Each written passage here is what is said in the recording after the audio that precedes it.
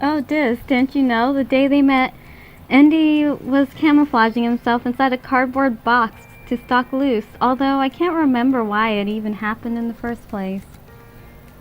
Unfortunately, I do, and quite well. I wanted to get back the figurine that I'd lost in the mail, and the mysterious tip hinted that Luce was involved. I wonder whose fault that was. I stared directly at Claire, who feigns ignorance by looking the other way while curling her skirt around her fingers. Now that you've reminded me, you told me that you never got your package, right? Luce snaps her fingers as she seems to remember something as she looks at me. My sister told me about a neighbor from the apartment building in front of ours, and you know what? It seems that not too long, she got a package similar to the one you told me about. What? Are you kidding me? It's no joke. At first I didn't realize it, but maybe it's the exact same one that you've been waiting for. That would be weird, but I can check. Can I still speak with your neighbor? Does she still have it? Well, the situation is kind of complicated. She kept thinking it was for one of her neighbors that it was mistakenly delivered to her address, so she hasn't opened it yet. But she's not home. She went on vacation a few days ago. Goodbye, my hope. I hardly knew ye. At least you have a hint now, and she should be back home in a couple of weeks. Although I can't quite imagine how the package ended up getting there. You really have no luck at all.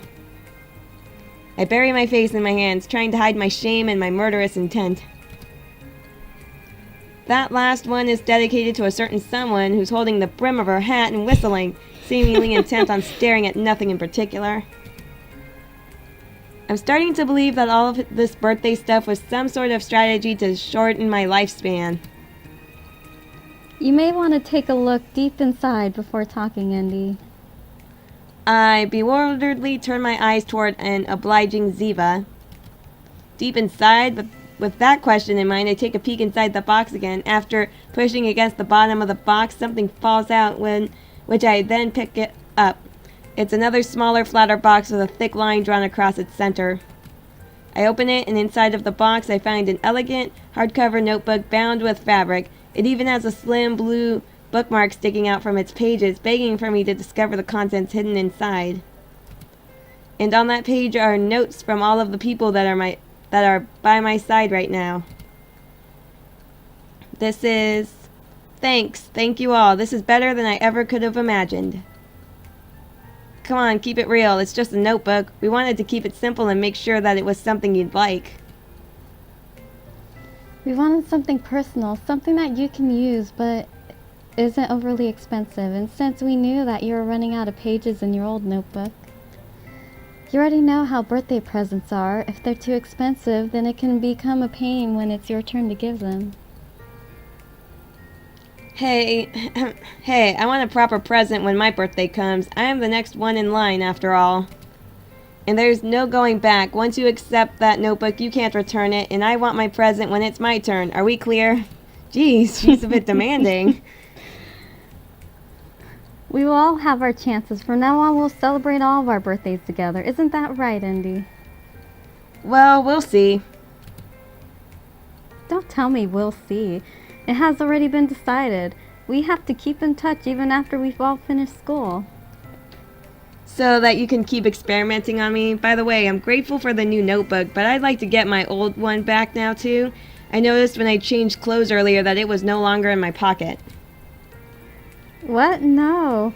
Who would do something like that? You probably just lost it or something.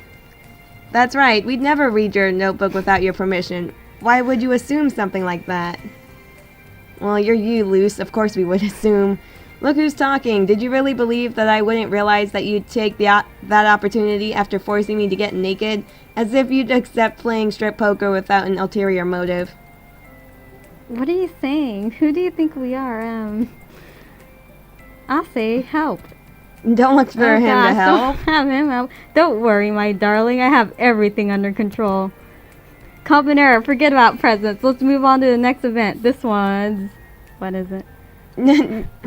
No breasts. You've been obsessed with them all night, and it always turns out badly in the end. How can you say that? Since his birth, man has been bound to a woman's chest. Oh, jeez. Any man that tries to deny that fact is a heathen. Thinking about it, there could only be one reason for a man to decide to deny the most valuable feminine feature. Don't tell me. Oh, jeez. Really, Ozzy? You're like, guys, maybe we should have picked up a pink notebook. Great stereotyping. Being sarcastic.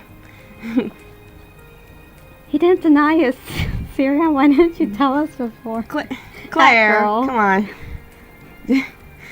It's not like that, guys. However, you're rejecting a great pair of chests, isn't that right? I haven't rejected. Then prove to us you love chests. Jeez. His friend's taking it too far. Yes, prove it, especially Hat Girl. Yeah, Claire, stay out of this. How can I prove? Oh, no. Oh, jeez, Claire. Okay. No, wait, something's wrong. Yeah, you're agreeing with Ozzy. That's what's wrong. But what is it? Not one of you is sane. No breasts were hurt and by no means touched during the rest of the party.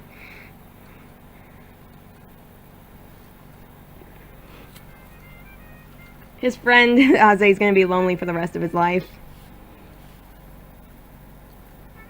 Some might say it was singing. I'd call it deafening noise. Oh, they're not going to sing happy birthday, are they? Okay, in search of peace, I go outside, and even though it stopped raining, I wouldn't have minded getting soaked again if it meant getting away from them. I feel like Claire's a nutcase. Yeah. I'm sorry, Ziva, but you're tone deaf. It was this or burning the karaoke. The aroma of what? Geosmin? Floods my sense as soon as I enter the garden, which is now illuminated by the shining lights attached to the house and placed within the pool. There, mesmerized by the serenity of the moment, someone else walks along the white ceramic edge of the pool, her reflection carelessly showing upon the surface. Hat Girl? She notices my presence as soon as I approach her, and she turns around surprisedly. Oh no, Luce. Oh, hey, it's you. Shouldn't you be inside enjoying your birthday party? Usually we see Hat Girl by water. Yeah. When she's done speaking, her gaze once again drifts to the surface of the water. I prefer to keep my eardrums as safe and far away from Ziva's singing as possible, and I don't think it's just me. She livens up a little too much during parties and doesn't realize that her voice is beyond awful. Please understand. On the other hand, when I think about the suffering that the rest must be enduring, it's sad. Who would have guessed that you can feel pity? Knowing you, I'd say that you enjoy watching others suffer. Only you, it's so sweet to indulge. Well, aren't you just a comedian? I do try to level with my audience, but I might have crossed the line here. Luz crouches down next to the pool and lowers her voice. I can't get an answer by looking at the contour of her face, so I decide to get closer to her to get a good view of her face. Be honest, you're jealous. Jealous of who or what? You're jealous of my superior cheating at poker skills. I might have failed with the very last step, but what I did still wasn't easy. I even gave all three of you some really great hands. How can you still be so optimistic after how wrong everything went for you earlier? Do you realize that the first step to solving a problem is to admit that you have one? Let's just say that I'm having an unlucky streak, but I know what I'm doing. Winning depends on the person. There seems to be a discrepancy between your theory and reality. I'm being serious. I could give you an example, or better yet, we can make a bet on it. Don't you realize that that's exactly the problem? Fine, we'll bet whatever you want. I'll win anyways. I take the deck of cards we used earlier out of one of my pockets and present it to Luce. The game's simple. I take a card and then try to throw it above the house's roof while standing right here. If it goes above the roof, I win. If I can't reach, you win. Simple? Let me see. I don't trust you yet. Luz takes the cards from my hand, ensuring that I'm not concealing any tricks within them. Once she finishes, she checks the distance to the building. It's about 30 feet from where I stand. Considering that it's a 2-floor mansion, that's a pretty large distance to keep in mind. Before you start, I'd like to try it out myself. Do you mind if I throw some as a test? As many as you want. She holds the deck with her left hand, then lifts her right arm up over her head with the first card clasped between her fingers, and using all of her strength, she tries to throw it. However, the card doesn't make it to past her feet. Wait a second, I'm sure that there must be a technique to it, like those guys who throw cards into hats. Luz tries it over and over again in every single way that she can think of. None give positive results. Even when she's lucky with the wind in her position, that a card could actually manage to fly that distance and height is almost impossible. They're too slim, so the moment that they bend, the wind resistance causes it to fall. In any case, Luz doesn't really trust me at all, especially considering that I'm the one who proposed the bet, so she decides to add her own rules. I'm pretty sure that there must be crazy experts out there breaking records every day, so there must be a technique to this. The point is, even like that, I doubt that you can actually do it. To be safe, I'll only give you one chance. If you miss, then you lose. No retries allowed. That was the plan from the beginning.